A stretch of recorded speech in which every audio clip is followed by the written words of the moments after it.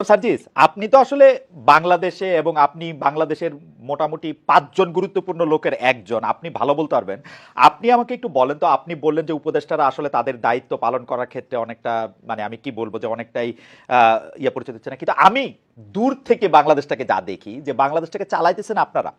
৩ জন যে সমন্বয়ক উপদেষ্টা পরিষদে আছেন সেই ৩ জন এবং আপনি এবং জনাব হাসনাত আব্দুল্লাহ। আপনারা ৫ জন যদি ধইরা নেই তাইলে এই যে কি জানি বলে নাগরিক কমিটির জনাব পাটোয়ারি, জনাব আক্তার তারাও কিছুটা কিছুটা সরকার চালাচ্ছেন।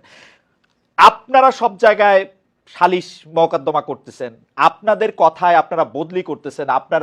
আপনাদের কথা আমি যা শুনি আর কি। এগুলি কি মিথ্যা? মানে উপদেষ্টাদের মধ্যেও অনেকে এইটি দেখতেছেন যে আপনারা যেটা বলতেছেন, আপনারা যেদিকে যাইতেছেন দেশটা সেদিকেই যাচ্ছে। ব্যাপারটা এরকম না? মানে আমরা জাস্ট আপনাকে একটা জিনিস বলি ভাই, মানে এই মুহূর্তে সবচেয়ে বড় সমস্যাটা যে জায়গাটাতে হয়েছে সেটা হইতেছে এই আমরা আসলে এই অভ্যুত্থানের সামনের সারিতে থাকার কারণে মানুষের এক্সপেকটেশনের কেন্দ্রবিন্দু হয়ে গেছে অল্প কিছু মানুষ। এবং এই এই জায়গাটাতে আমাদের এঙ্গেজমেন্টের জায়গা, যেমন আজকে যদি দেখেন আমার শহীদ পরিবার আজকে তাদের দ্রুত বিচারিক এই প্রক্রিয়ার জন্য তারা শাহবাগে আজকে অবস্থান করলো।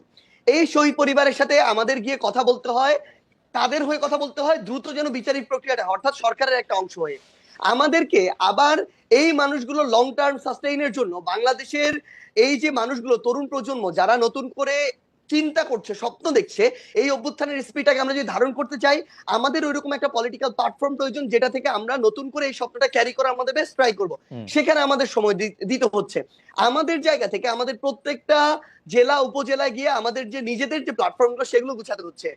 এরপরে আমাদের যারা উপদেষ্টা রয়েছেন তাদের সাথে আমাদের যারা প্রতিনিধি সরকারে রয়েছেন তারা যখন সরকারে থাকেন উপদেষ্টা, কিন্তু তাদের সাথে আমাদের একটা আলাদা কমিউনিকেশন অবশ্যই থাকবে, কারণ ফিল্ডের অবজারভেশনটা আমাদের তাদেরকে দিতে হবে, তাদের সাথে আমাদের গভর্নমেন্টের ওই রেসপন্সটা তাদের থেকে নিতে হবে।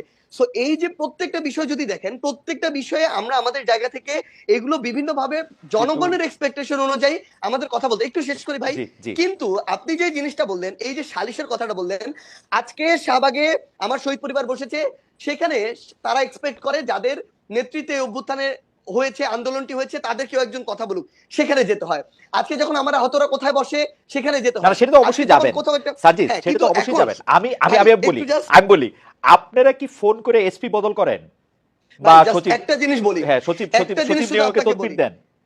সবচেয়ে বড় সমস্যাটা এখন কোন জায়গায় হয়ে গেছে, যদি আপনি যে কোনো জায়গায় একটা সমন্বয়কের একজন নাম ব্যবহার করতে পারেন, স্পেশালি যাদের নাম সবাই চিনে, তাহলে আপনার সাতকুল মাপ। ইভেন বাংলাদেশের সবচেয়ে বড় যে পলিটিক্যাল যে রাজনৈতিক দলগুলা, এই বড় রাজনৈতিক দলের যে রাজনৈতিক ব্যক্তিত্বের নাম আপনি জানেন, বাংলাদেশের অধিকাংশ মানুষ জানে, তারাও সুযোগ পেলে এরকম দু একজন সমন্বয়কের নাম ব্যবহার করে বিভিন্ন জায়গায় বদলি করায়, বিভিন্ন জায়গায় বিভিন্ন তদবির করে।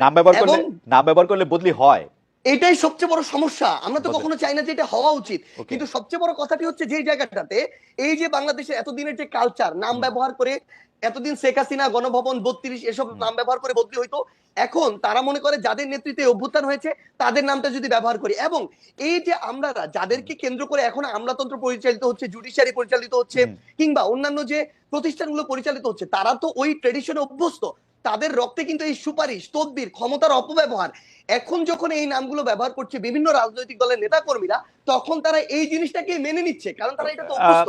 কিন্তু ভাই আমাদের জায়গা থেকে সবচেয়ে বড় কথা বলি, ইভেন যদি আপনি এরকম শুনেও থাকেন, এটা যদি ১০ জন হয় কয়েকজন মানুষের সমন্বয়কদের নাম ব্যবহার করে, এটা অন্তত ৭০-৮০ জন হচ্ছে বিভিন্ন রাজনৈতিক দলের গুরুত্বপূর্ণ রাজনৈতিক ব্যক্তিদের।